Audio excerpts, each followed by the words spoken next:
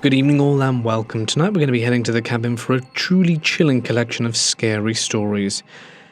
12 Days of Creepmas will continue now until Sunday, but it should be smooth sailing from here on out. So for now it's time to get comfortable and let the darkness take control. I used to work at a Christian camp, and I had more than one unsettling experience during my time there. Even though some of the things I witnessed were chilling and hard to explain, none of them were frightening enough to make me pack my bags and leave. In fact, some of my absolute best teenage memories were made during the summer I spent working at that camp. The event I'm sharing now, however, was definitely not one of those good memories. During the first few weeks of training and orientation, all the staff were required to stay at the camp day and night. Once that initial week of orientation was finished, each cabin was assigned 2 staff members, one experienced senior and one newer member. Weekends were different, because there usually weren't any camper activities, so as long as our cabins were cleaned and ready for the next round of campers, staff were allowed to leave on Friday and Saturday nights. The only people who typically stayed were those who lived hours away. Both my senior partner and I lived locally, but he usually left on weekends to spend time with his girlfriend. I stayed because I genuinely loved the atmosphere, the friends I was making, and the sense of purpose that camp gave me. The first weekend I stayed overnight, I found myself sleeping alone in my cabin. I was absolutely exhausted from the non-stop activity of the week, especially since I had volunteered to clean the entire cabin myself, so my cabin mate could leave early. My cabin was the last one in a long row of cabins and sat right beside the camp's chapel, where everyone gathered daily. Because of the pathway leading to the cabins and chapel was uphill, the opposite side of the cabins had a fairly steep drop-off by the time you reached the chapel. Sometime in the dead of night, I was startled awake by someone calling out for help. At first I dismissed it, at the tail end of whatever dream I had been having. But just as I began drifting back to sleep, I heard it again, clearer this time, and coming from somewhere behind my cabin. When I heard it a third time, urgent and unmistakable, I jumped out of bed and bolted out the front door without thinking. I ran between the cabin and the chapel towards the back.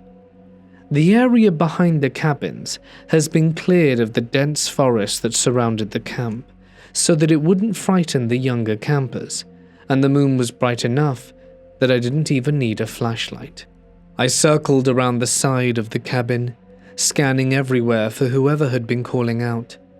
As I rounded the corner, I heard dirt and rocks sliding down the steep drop-off, as if someone or something large had just slipped. At that same moment, I saw the silhouette of a person rush out from between my cabin and the next. With the moon behind it, I couldn't make out any details, but I assumed it was another member of staff who'd also heard the cries. They paused just long enough to shout, "Someone just fell off the edge of the drop-off." Then they darted down towards the path and yelled, "Hurry, run!" Without hesitation, I sprinted towards the pathway. Just as I was about to step onto it, something slammed tight around my neck, a sharp, painful jerk, followed by a sudden feeling of weightlessness as everything spun. The next moment, the wind was knocked completely out of me when I hit the ground. I had been literally clotheslined by a thin rope that had been strung between the 2 cabins for drying clothes. The lines were allowed, but they were supposed to be taken down once the clothes were dry, and no one had removed this one. When I finally caught my breath and got my bearings, I could still feel the burn of the rope on my neck. I stumbled to grab my flashlight, determined to see who had fallen. I scanned the bottom of the drop-off, calling out or trying to, since my throat felt too bruised to speak clearly. I couldn't see a single person down there. I also couldn't find the silhouette who had been running ahead of me. As I moved towards the slope to go down, someone from the next cabin called out sharply, "Don't go down there!" A moment later, their cabin door opened, and they motioned frantically for me to get inside. Once I stepped into their cabin, they told me they had heard the cries for help too. They had seen the same silhouetted figure I had, but what terrified them enough to call me inside was that as the figure ran in front of their cabin, it simply vanished into thin air, not turned a corner, not blended into the shadow.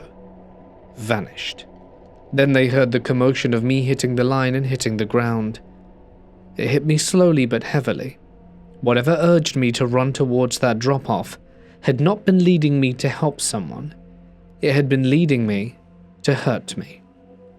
If that line hadn't caught me, it's very possible I would have lost my footing on the loose dirt and gone straight over the edge. And even if I hadn't, the force of that rope could easily have caused a serious neck injury if I'd hit it at full speed without bracing. We didn't hear anything else for the rest of the night. I lay in their cabin replaying every detail, grateful beyond words that I hadn't gone over the drop-off, and that I didn't have a broken neck. The next morning after sunrise, I walked down the path to the area where I'd heard the sliding noise. I found a large rock at the bottom, and could see the clear trail it had carved as it fell. That was the noise I had heard. The chilling part was, the rock looked like it had been settled in its spot for a long time, like something had pushed it or pulled it free. I still don't know what I saw that night, or what made me run so blindly, but I survived with only a thin bruise around my neck. After that night, the camp made new rules. No more clotheslines strung between cabins, and if anyone had to be outside after dark, they needed to pair up with another staff member. Looking back now, I still don't know what was calling for help, or why it wanted me to follow. Several years ago, my 3 brothers and I were having our annual 5-day brothers retreat, something we always looked forward to. That year we rented a vacation log cabin in La Bressie, France, surrounded by mountains and cool spring air. Compared to our home near the Rhine Plain in southwest Germany, it felt like we'd stepped into a completely different climate and pace of life. It was well past midnight by the time the 4 of us finally decided to call it a night. We'd spent hours playing games, laughing, reminiscing, and enjoying a few drinks, though I never allowed myself to get drunk because I hate the feeling. We were simply exhausted from the fun more than anything else. My room was on the ground floor. The other 3 slept in rooms upstairs. When I finally crawled into my spacious bed, I wrapped myself tightly in the warm blanket. The window was open, the curtain drawn just the way I like it, with the cool air drifting in, and after turning off the light, the room went pitch black. Slowly, as my eyes adjusted, I could make out the faint silhouette of the curtain, illuminated by a distant pale outdoor light. I rolled onto my side, settling in, preparing to drift off. That's when I heard a sound, soft and subtle, coming from the direction of the bedroom door. It's the kind of sound you'd hear when someone turns a handle and eases it open quietly. And instantly I was wide awake. I hadn't been dreaming, I was sure of that, but no one called my name, and there was no glow of the light from the hallway. If someone had come in, they had done so in total darkness. Puzzled, I stayed completely still under my blanket, breathing deeply, pretending to sleep while straining to listen. For a moment, all I heard was the rush of my own blood in my ears. Then, so faint I almost doubted it, I heard the soft sound of fabric brushing against fabric, the way clothing shifts when someone walks quietly. A cold ripple of goosebumps spread across my skin. At the time, an unexpected wave of mixed emotions rushed over me. Sadness, compassion, a strange pull of love intertwined with unease, and just as sharply, a thought formed in my mind. It's my older brother, the one sleeping upstairs, the one who, at the time, was struggling through the wreckage of multiple marriages and a painfully long midlife crisis. the gentle, kind brother who always seemed too soft-hearted for the world. Yet something didn't fit. He hadn't spoken. He hadn't tried to get my attention. If this was some odd attempt at humor or a late-night joke, it was unlike him, and the involuntary goosebumps told me something was off. Still, pretending to sleep, I shifted slightly to get a better view towards the back of the room. My eyes were barely open, just enough to watch without appearing awake. The room was nearly black, but a faint amber glow from the curtain made it possible to distinguish broad shapes. On the far wall, I suddenly noticed a barely perceptible light, an extremely faint glow accompanied by a soft cracking noise. My mind raced. A vaporizer? A cigarette? That didn't make sense. None of the four of us had smoked anything in years, and there was no smell. Then, from a few weak reflections on what seemed like fabric, I could tell something or someone was moving across the room. A moment later, I felt a slight pressure at the foot of my bed, like someone easing down onto the edge with great caution. My heart hammered, but I kept still, watching through a tiny opening in the blanket.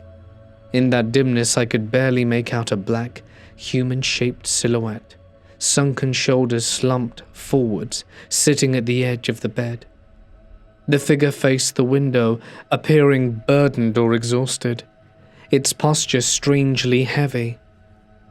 Every so often, the faint glow appeared again near where its mouth should have been. The room remained completely silent, except for my heartbeat and the occasional crackle.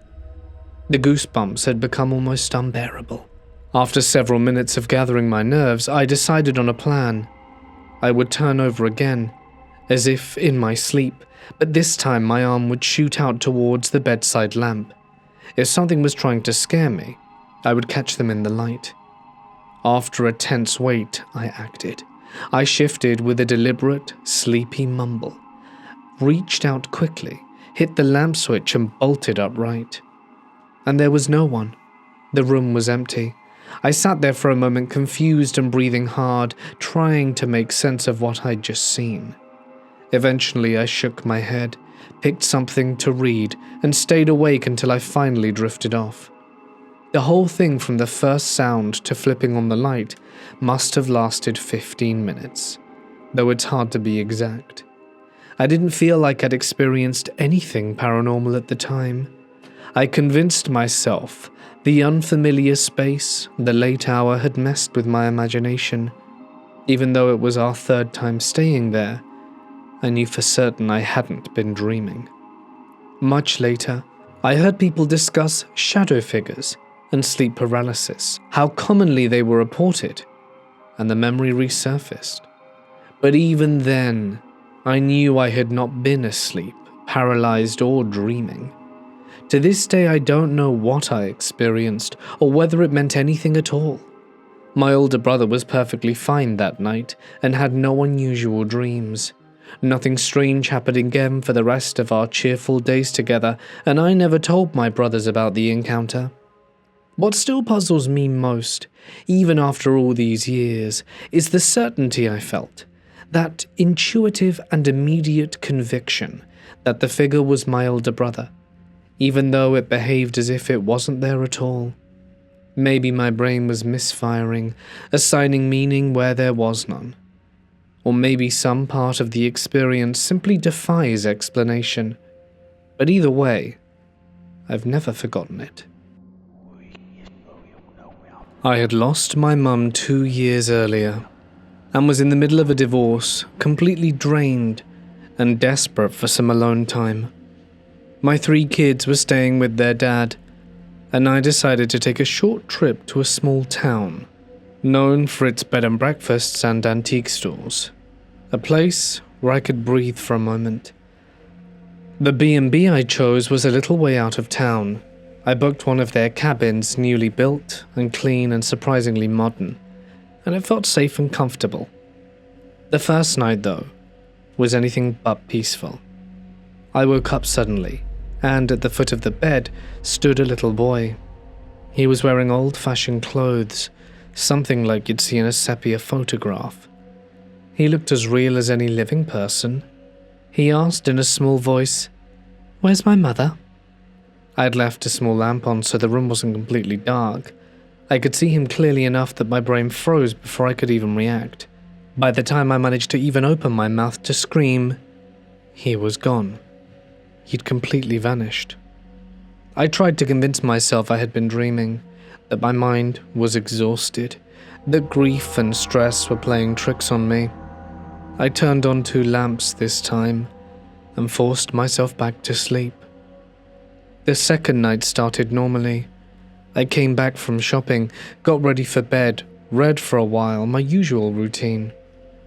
Now, I always keep a glass of water on the nightstand because I wake up thirsty, and everything felt completely ordinary. At some point deep in the night, I woke up again with a dry throat and reached towards where my glass of water should have been.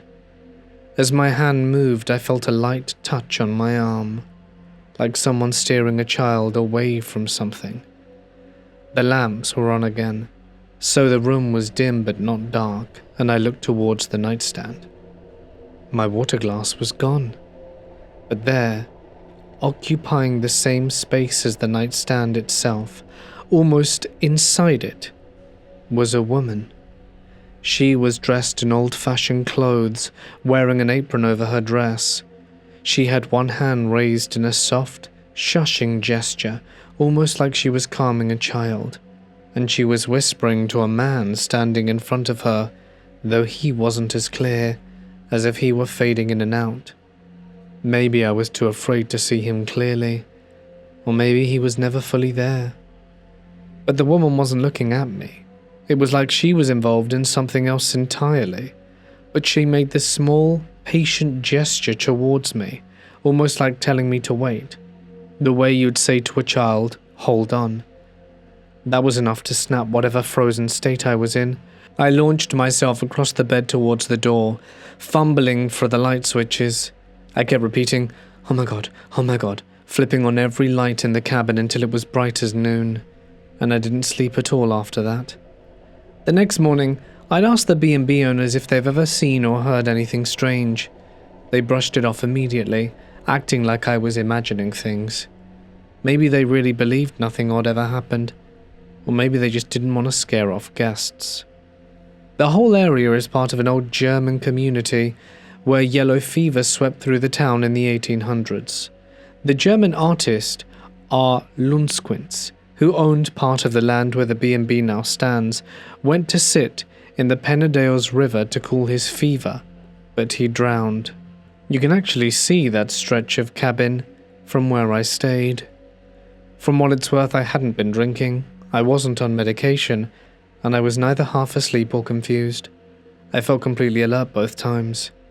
I know what I saw, and I swear this story is true. When I first came to the US, I was obsessed with snow. I didn't know why. Either way, I was like a pig in poo every time it snowed. I was living in New York at the time, and all I wanted was to go skiing. Not just playing in the snow, actual skiing. So me and 3 of my closest friends, all African grad students, 2 guys, 2 girls, decided to plan a trip. We were in our mid-20s, all living in NYC, and found a big log cabin on Airbnb. This was back in 2009, when Airbnb was still affordable and felt like couch surfing. It was in Idaho. None of us had ever been to Idaho, and we booked it. Before the trip, we went thrift shopping in Chappaqua for snow gear. We were wearing all kinds of mismatched coats and snow pants, looking like the African cool runners. We wore our gear on the subway like we were hot, posing, snapping pics for our mums, etc. But we felt really excited. We watched videos on YouTube all day in order to try and figure out how to ski. We flew to Idaho, economy in a puddle jumper, and rented an SUV to the cabin.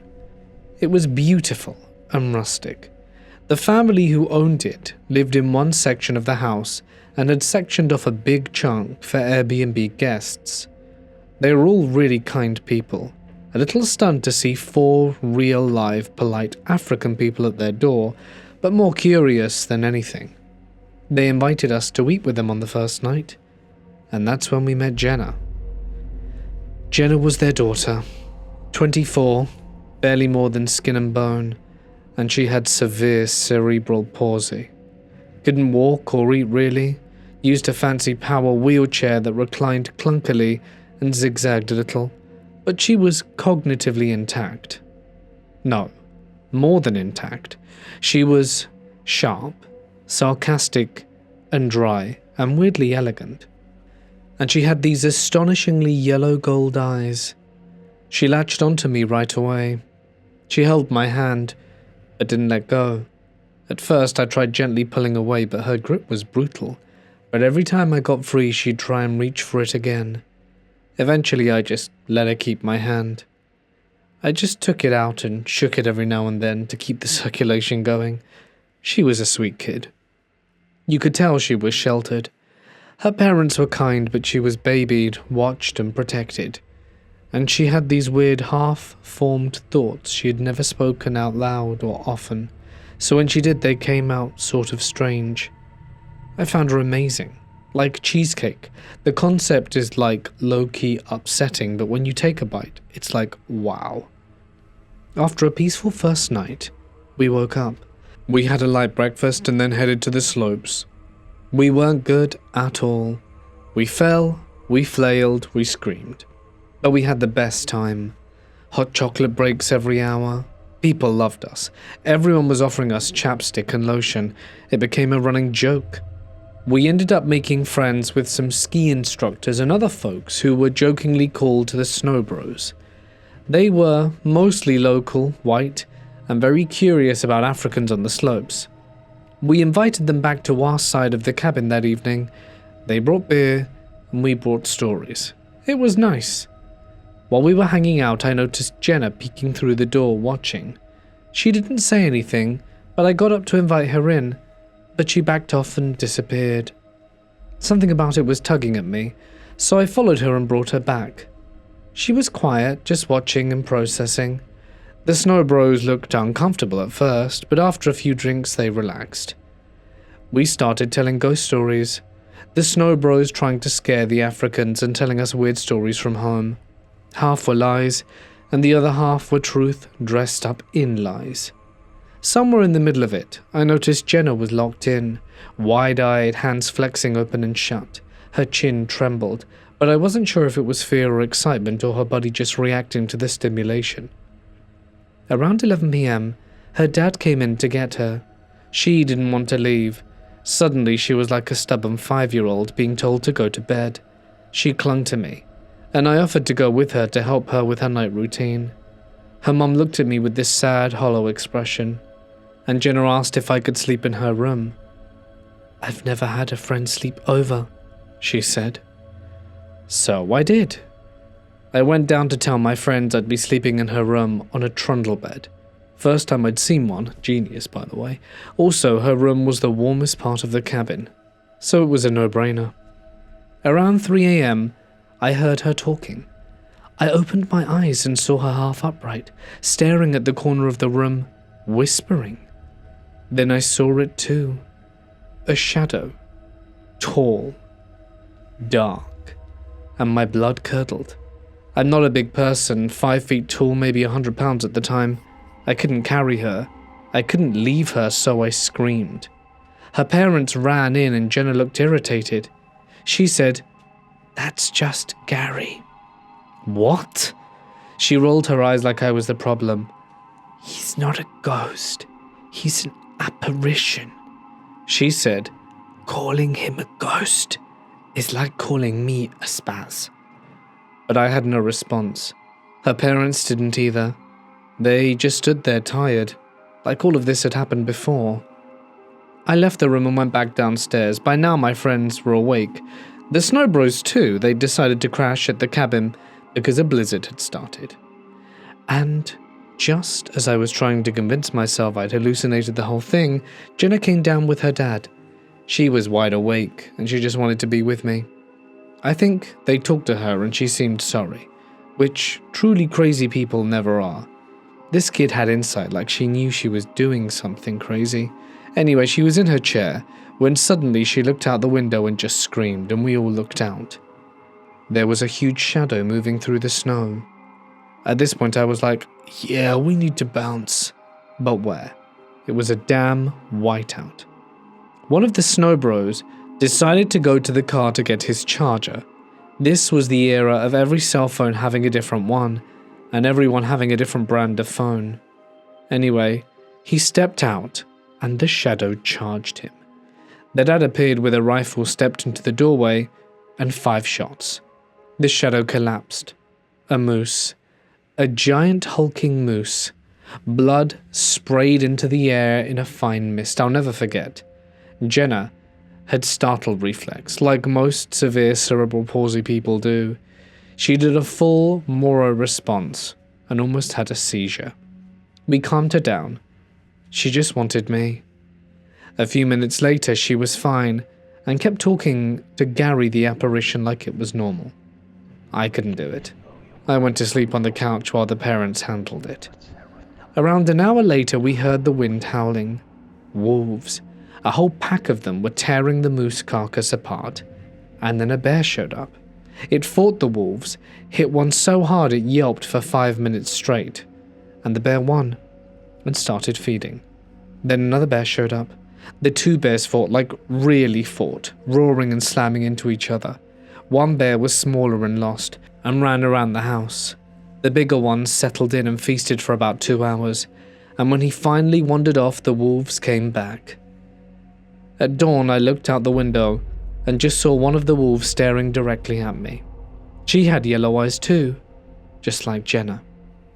If Jenna hadn't been sleeping beside me in her chair, grabbing my blanket and twitching slightly, I would have sworn she was the wolf. The trip was supposed to be 4 days, but we were packed by sunrise. We're from countries with lions, gorillas, hyenas. We know wild, but that Idaho cabin, that was next level. None of us have ever gone back to Idaho, and we don't do cabins anymore. But now we've grown into 3 nurse practitioners and 1 doctor. We've seen a lot, but nothing exceeds that weekend. One of my friends got a video of parts of it on her fancy Motorola Flip. I don't know what it was, but I honestly think Jenna and the apparition called Gary were involved, and those parents were sus too. They never did refund us the money. They did ask for a 5-star review, which I gave them because I couldn't blame them for living inside a Nat Geo film. Also, most Americans I told said it sounded like an incredible vacation. I never did speak to Jenna again, but I wonder what happened to her. And if you hear this, Jenna, I don't know exactly what you are, but I really did like you. I want to preface this by saying I'm not trying to dramatize anything.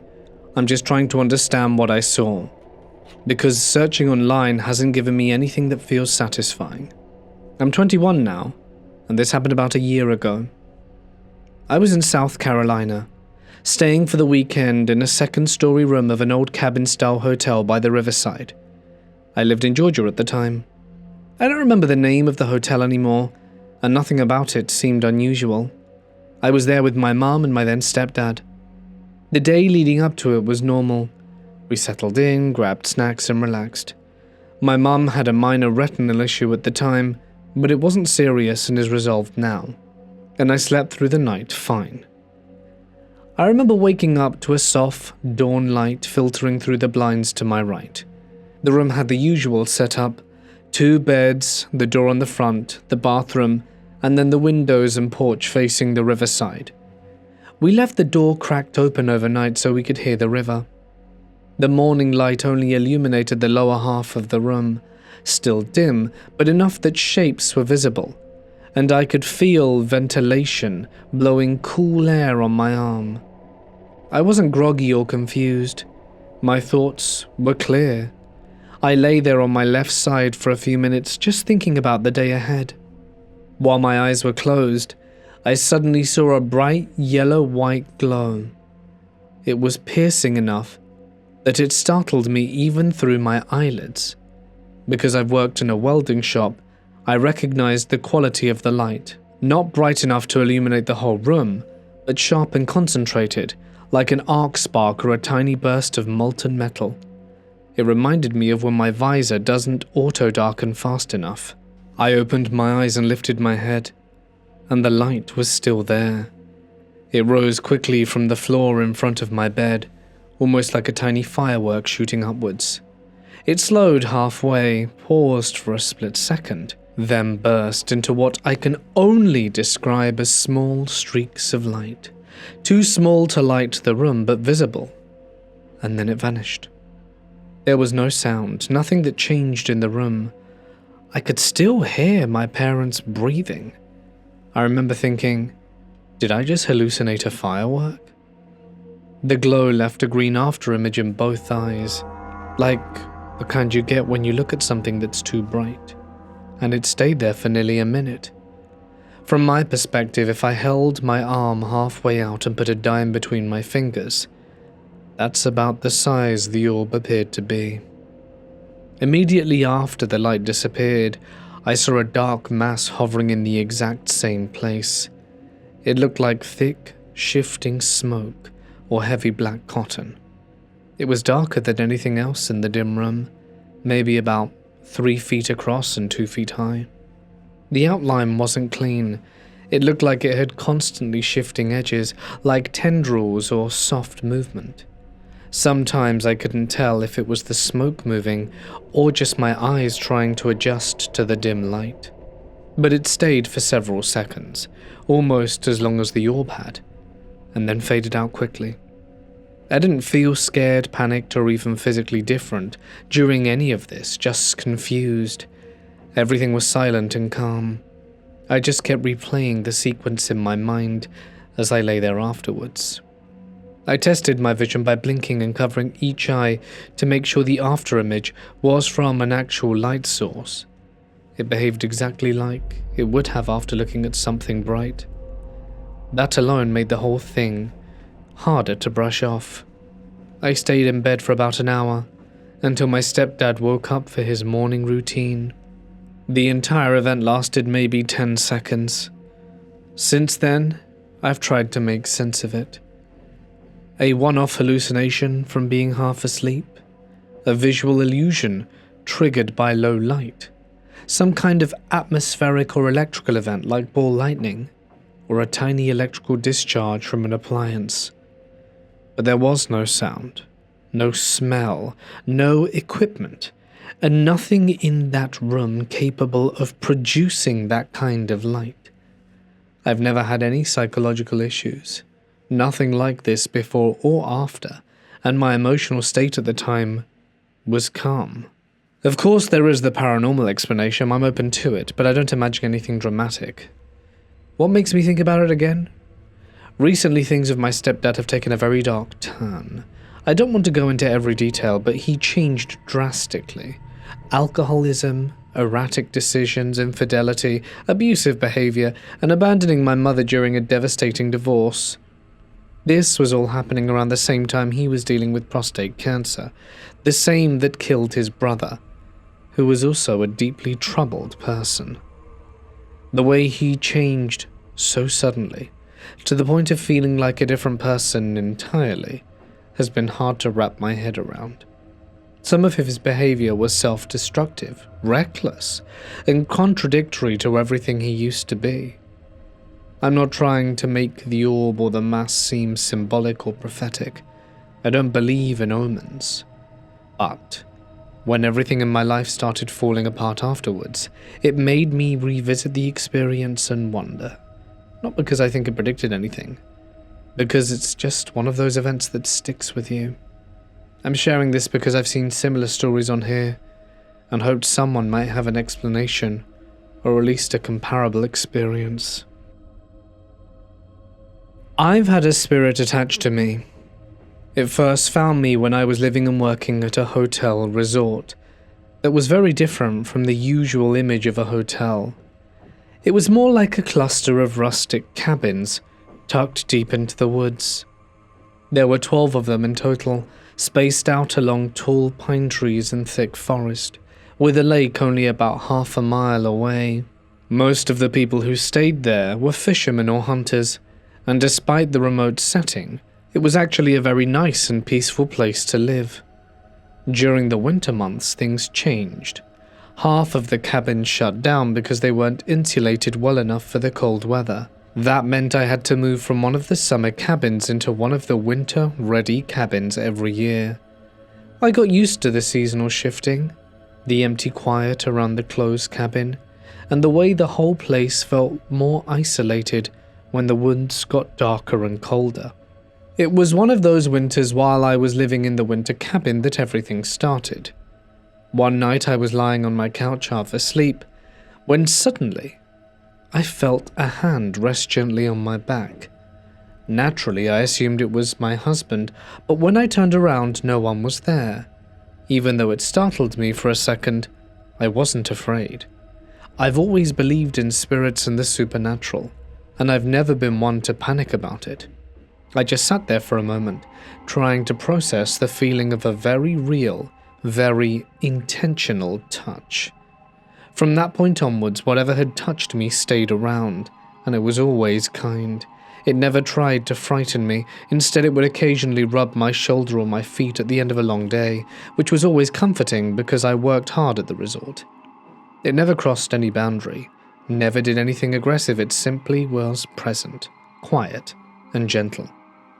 When winter ended, and it was time for me to move back to one of the summer cabins, I actually spoke out loud to the spirit.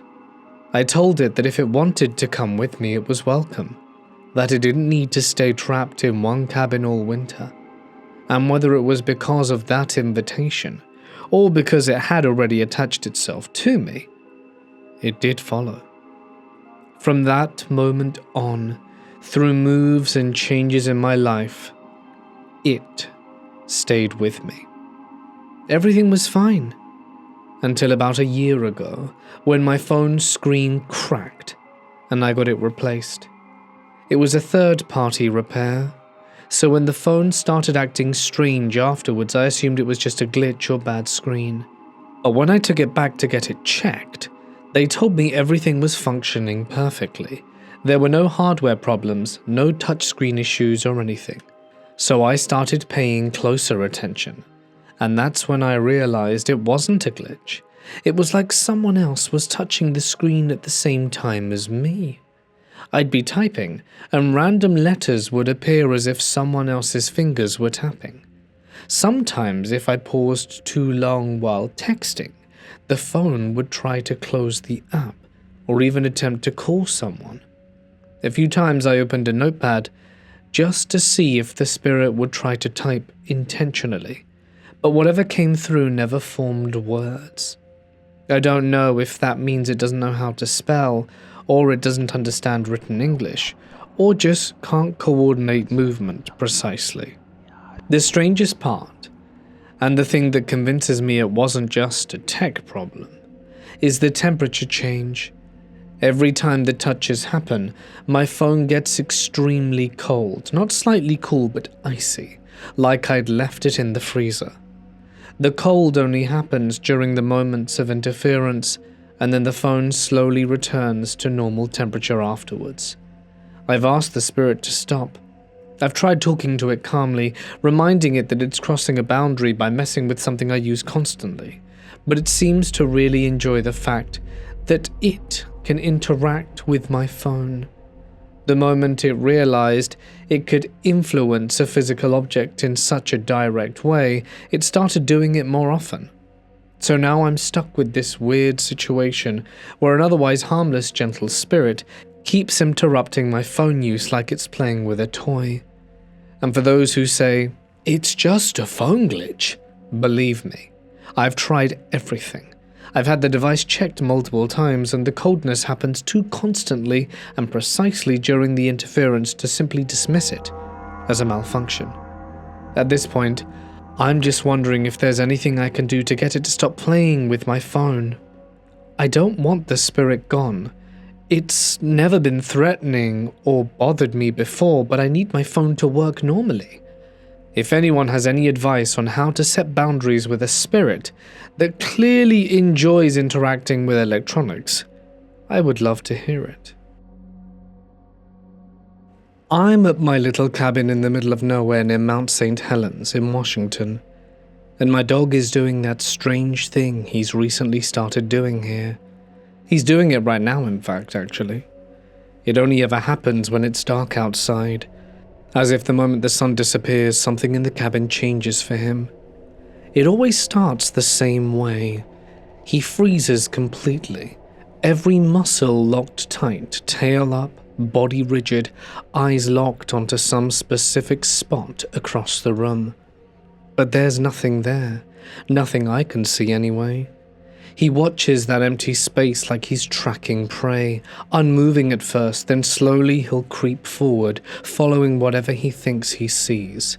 Sometimes he checks the corners, sometimes he sniffs around the edges of the room like he's trying to confirm something, and he does this over and over for most of the evening. Honestly, sometimes it's the entire evening. The weirdest part is, he's not a hunting breed. He's just a small, sweet little rescue with an underbite and the least predatory energy imaginable. At home, he's a goofy and clingy thing, but here he becomes a completely different dog. Tonight it got even stranger. I tried distracting him with his favorite activity, one of those puzzle games for dogs where they have to find treats hidden under little compartments. We play this every night when I'm here. Normally when he sees me grab the game, he gets ridiculously excited. He does these little hop bark spins in circles. It's honestly quite adorable. But tonight he didn't even turn his head. I loaded the game in front of him, crinkling the treat bag, but nothing. I asked him if he wanted to play, and the question usually sends him into an ecstatic meltdown. But I got no reaction. He just stared past me, past everything, locked in whatever he thought he sees in the room. I eventually managed to coax him into trying the game. He made a few sluggish attempts, pushing a compartment here and there, but then he'd suddenly stop, mid-motion, and turn back to that invisible point in the cabin. After a minute, he gave up completely. He didn't even finish the round.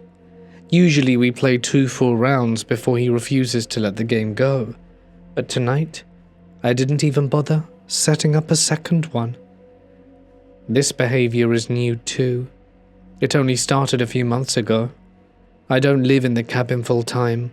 It's more of a weekend retreat, and he's never acted like this before, not until recently. Right now as I'm sharing this, he's doing it again. He just lets out this tiny uneasy whine while staring into the corner of the room. Then he looks at me like he wanted me to follow him or see whatever he's seeing.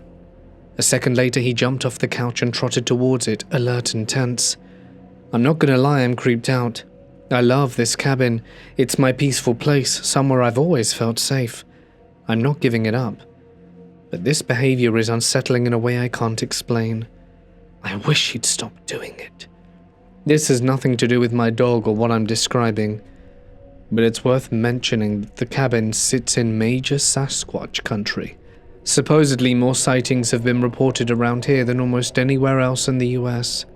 I've never seen anything myself, but people around here talk about Sasquatch like it's just another neighbor. All I know is that something in the dark catches my dog's attention every night after dark. Something I can't see, but he clearly can. And tonight, it's harder than usual to ignore. Hey guys, it's Mort and thank you so much for listening. I'd like to apologize for this slight hiccup in the middle of the 12 days of Creepmas. Yeah, things didn't go as planned, and so we will be starting again today and finishing up on Sunday. But the stories are still, they're still good, and I hope you enjoy. My voice is sort of not great right now. It was one of the problems. But I'm hoping it should be recovered a bit better, at least for tomorrow. Anyway, I would like to give one final thank you to my members and patrons whose names can be seen on screen. And if you'd like to join their numbers and get 70% off now until the 14th at midnight, use code GHOST. But that's it from me, guys. Stay awesome, and I'll see you in the next one. Good night.